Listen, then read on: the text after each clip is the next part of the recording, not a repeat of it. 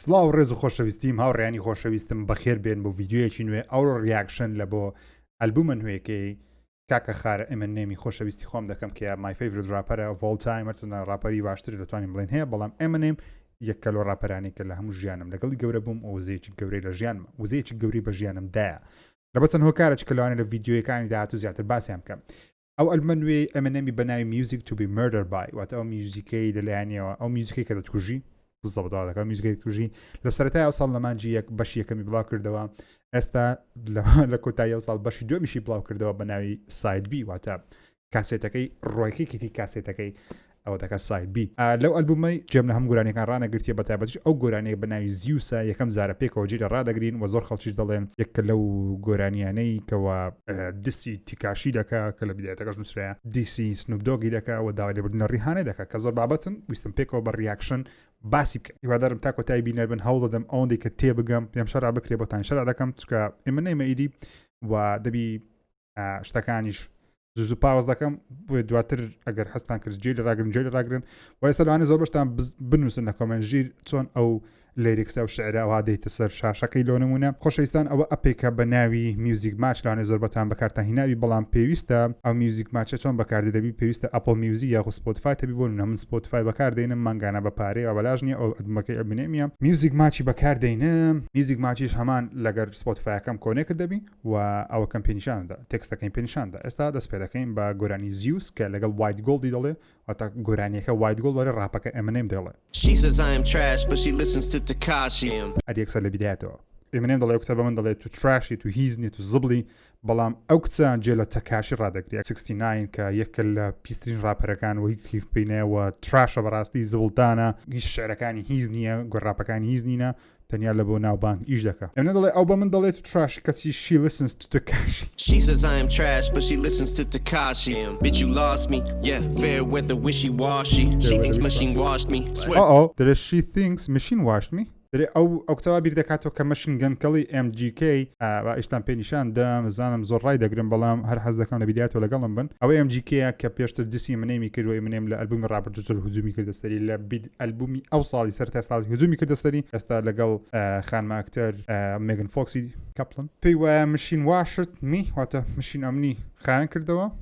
She thinks machine washed me Swear to God man her favorite rapper wish she crossed me Love conflict got her obnoxious Subconscious I'm afraid to unlock it Keep those monsters in the closet I'm with an idiotic sub-buttons I've been throwing down gauntlets Since that underground ruckus Where I planted my roots That's how I had a whole planet that roots for me As in the group and no one thinks dark as I think So imagine the havoc these black thoughts are to wreak As in Trotta I keep slaughtering beats Shout out to beat miners and T-miners But me long as I breathe promise to be honest and wholeheartedly apologies we honor for that song that leaked I'm sorry Rhea wasn't meant to cause you grief regardless it was wrong of me but I'll be on my own Okay لێرە باس ڕیانەی دەکەی منێ دەرێ and wholeheartedly apologize Rihanna دەڵێ لە دڵەوە داوای لێبوردن دەکەم لێ ریهانە for the song that leaked I'm sorry کورتکراوە ریهانەیە دەڵێ دا لێبوردن دەکەم ریهانە بۆ ئەو گۆرانی کە دزەی پێکرا لە ئینتەرنێت بڵاوکراوە it wasn't meant to cause you grief دەرێ مەبەستم نەبووەکەوە ئەم پەژارە لە بۆ دروست بکە regardless هەرچەندە it was wrong for me ینی هەرچبی دەرێ خەتا لە من بوو but I be my own ئەوە باتیتام گێنم لۆچە ئێمەنێم داوای لێبوردنە ریهانەی دەکات زۆر بەشتان بێگومان ریهانەی دەناسن ئەگە نازان ریهانە تەوان چییە ئەوە دەکات لە بن بەردی نووستی ئەو هەردووچیان ئێمەنێم ڕیهانە کاتی خۆی لە ساڵی 2009 ریهانە لەلایەن کریس براون بە خراپی لە ڕیهانای دەدموچایی هەموو کاول کرد ئەوە مێژووە کە لە ساڵی 2009 بوو دەشتە چیوا بڕوویدا لە ساڵی 2009 ئەوشتە ڕوویدا لە پاشەوەی ئەو ڕووداوە ڕوویدا ئەمنەیم و ڕیهانە تقریبا تا ئێستا چەندین جار ئیشیان کردیەوە بەڵام گۆرانێکیان بڵاو کردەوە پێکەوە لەگەڵ ریهانەی لەو گۆتای گۆرانیەکەی لە ڤێژنێکی گۆرانی لە کۆتای گۆرانەکەی ڕیها ئەوە ئەمنەیم تقریبان لای کریس براونی دەگری ینی دەڵێ خەتا لە کریس براونی نییە خەتا لە ریهانەیە ئەو ڕووداوە ڕوویدایە بەڵام لە ڤێژنێکی بڵاو نەکراوە ئیمنێم قسانە دەکات کە ڤێژنەکە ئیمنێم دوای خواست بوو هەرگیز بڵاو نەکرێتەوە ڤێژنەکەیان بە حسابی خۆیان دیرێت کردی بەڵام ئەوزان پارساڵ بوو ئەو ساڵ پارساڵ بوو بزانم ڤێژنەکە کۆت لە ئینتەرنێت بڵاو کراوە ئیمنێمش لێرە داوا لێبوردنە ریهانە دەکە دەرێمان هاوڕێنە خەتای من بۆ کاوشتم کردیەوە داوا لێبوردن دەکە ئینشاڵڵا ریهانەش داوا لێبوردنەکەی ئیمنێمی وەردەگری Yeah. Head up in the clouds like Zeus. When they say you ain't the GOAT, I come down like who? But I got my head in the clouds like Zeus. Swear I can see the game from a bird's eye view. Ay, bitch talking to a rap god. Hey, they talking to a monster. Hey, you could give your whole damn life to the music thing. They gon' turn around like they don't love you. کۆردەکە یاخود گۆرانیەکە زۆر زۆر زۆر زۆر جوانە کە وایت گۆڵ دەڵێ ئابی on my own ئەمن لەسەر پێی خۆم دەبم head up in the cloud like Zeus دەچمان ناو ئاسمانەکان وەکو زیوسی مەبەستی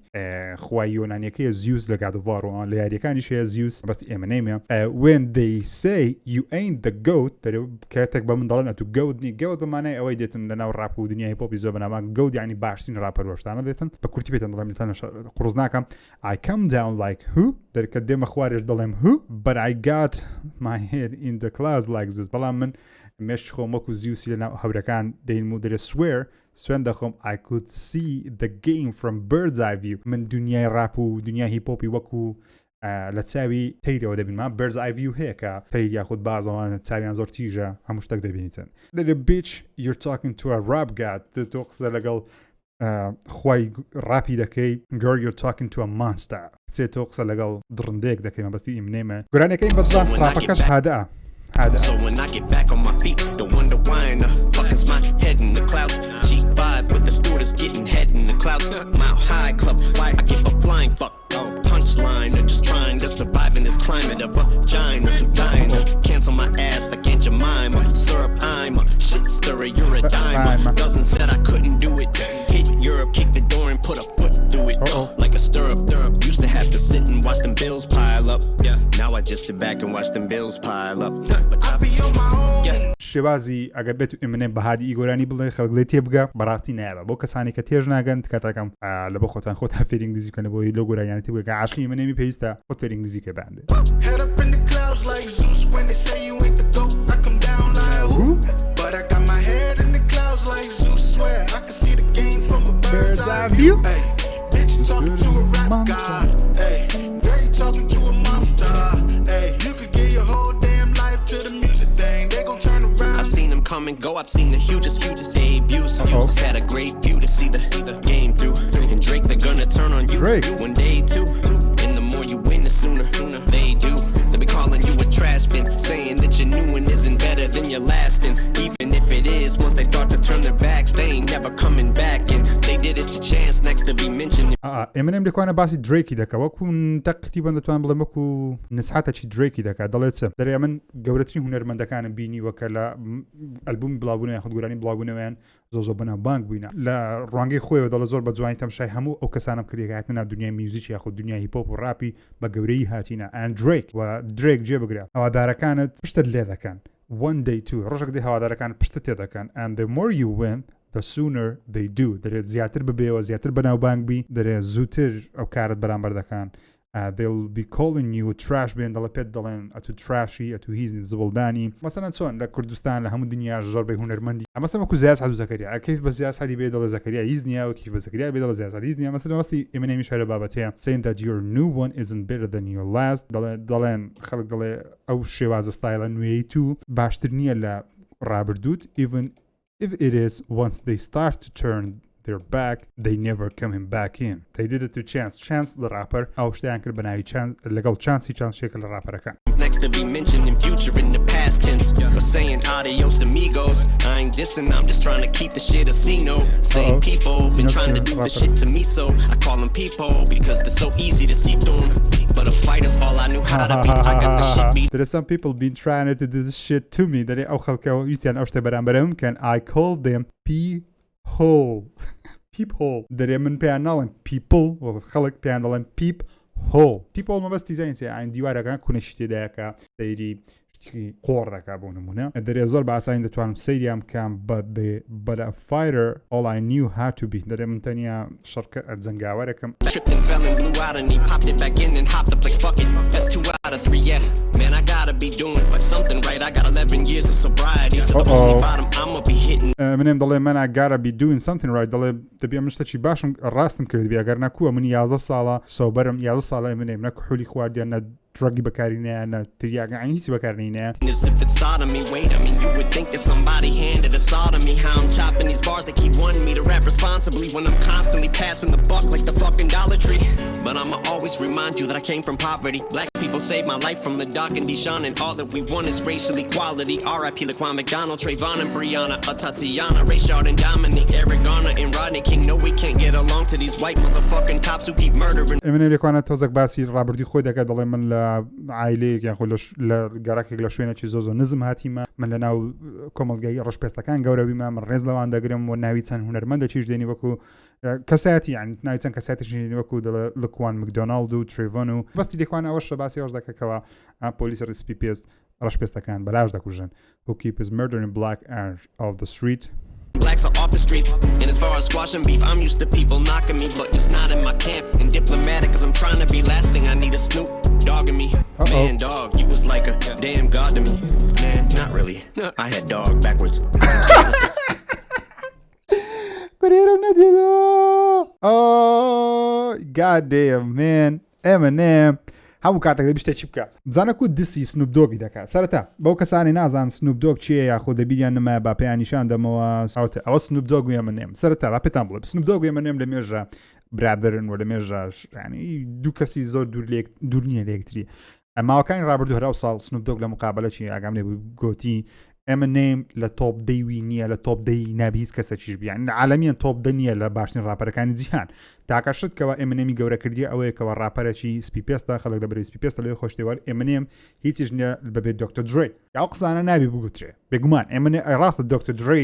ئێمەنێمی دروست کردیە بەڵام معنای وەژ نییە کە هەر شتێکی باش ئێمەنێم کردیتی دکتۆر درێ لە پێش بۆ نوێستەوە ئەلبومە زۆر نایابە تا ئێستا چی ڕادەگرم دکتۆر درێ کارێکی وای ناو نەکردیان خۆ تەنیا ڕئی وە هەبووە لەسەر شتەکان بەڵام مەسەرەوەش سنوپ دۆگ نەدەبای قسە بەرامبەر ئێمەنێمی وت بە چونکە قسەیەکی هەڵێسم سنوپ دۆگم زۆر خۆش دەوێت بەڵام ئێمەنێم خۆش دەوێت سنوپ دۆگ نەدەبای قسەی کردبا و ئێمەنێمیش بۆ شێوازە جوابی دەدات ئێستا پێڵم چۆن جوابی دایتەوە بەڵام میم تێبگەنکەوە ئێمەنێم لەسەر دسی یاخود قسەی بە سنوپ دۆگی دەڵێن لەسەر قسەکردن لە ئەوەی کەوە بەشەڕ بێم لەگە خەڵکی I'm used to people knocking me دەرێ لێ ڕاتیمە کە خەڵک فشەم پێ بکە قسەم پێ بڵێ but not just not in my camp دەرێ لە کامپەکەی من نەمەسەرەن ئێمەنێم و دکتۆر درێ 50 سنت و سنوپ دۆگ ئەوانە هەموو چیابوون لەگەڵ ڕاپەرەکانی دیکەوانە هەموو یەک کامپ بوون دەڵێ من لێ ڕانە هاتم لەوەی کە ناو کامپەکەی خۆم قسە بەم وترێ ئەم دیپلۆماتێک ئەم دیپلۆماسیمە cause I'm trying to be چکە هەوڵ دەدەم دیپلۆماسی بم لەگەڵ هەر هەموو خەڵکی واتە دەمێت لە هەموو خەڵکی تێبگەم لاستینگ ئاینەی دەرێ کۆتاشت کە ویستی بم ئەوەیەکەوە سنوپ دۆگن می زۆر جوانی بەکارینە سنوپ دۆگن بەخۆی سنوپ دۆگە دەرە سنوپ دەیەوێ وەکو چۆن دەڵێ بەحەپی بەرامبە ینی ئەوها شتێکی بابەتەیە man dog you was like a damn god to me دەرێ وەکو تۆ وەکو خۆیاکی میوزیکی وابووی لای من not really دەرێ نەخێر وا نەبووی I had dog من سەگم هەبوو بەڵام backwards DOG dog دەڵێ من سەگم هەبوو بەڵام بەعکسەوە مەبەستی چییە زۆر that's why يعني پێش that's why Eminem is the best دەرێ لەبەر من سەگم هەبوو بەڵام بە پێچەوانەوە دۆگ دە پێچەوانە دۆجی چیە گادە دەرێ من سەگم هەبوو کاتی خۆی بەڵام بە پێچەوانەوە واتە ئەم سەگم نەبووە بەڵکو خوام هەبووە من خوددام هەیە بیپەرستم نەک سەگە چی وەچی سنوپ دۆگی کە سنوپ دۆگ نای خۆشی سەگە بەڵام سنوپ دۆگ سەگە بەڵام خەڵک ئەگەر پێی بڵێن دۆگ وەکو دزنێوەکە نەک وەکوەوە ئێمەنێمیش پێ دەڵێ من سەگم هەبوو بەڵام بەعکسەوە تەم خوام هەبووە ئەتو نییە و ئێمەنێم جوابی داتەوە بە شێوەیەکی ستایلێکی زۆر هونەریانە بەڕاستی جوابی سنوپ دۆگی داتەوە I had dog backwards. I'm starting to think all these people taking shots at me. Shit, it's no wonder I be on my own. Head up in the clouds like Zeus. When they say you ain't the GOAT, I come down like who? But I got my head in the clouds like Zeus. Swear I can see the game from a bird's eye view. Ay, bitch, you talking to a rap god. Ay, girl, you talking to a monster. Ay, عافیە ئێمەنێم عافیە white gold ئیشەشی ناوازیان کردیە ئیشەش ڕاقییان کردیە و بەڕاستی ئیشەشی جوانە و لێوەش دۆما بەدیا دەکەی کە ئێمەنێم هێشتا لە ناو گەیمەکەی ما ئێمەنێم هێشتا هەوڵ دەدا زۆر بە توندیش هەوڵ دەدا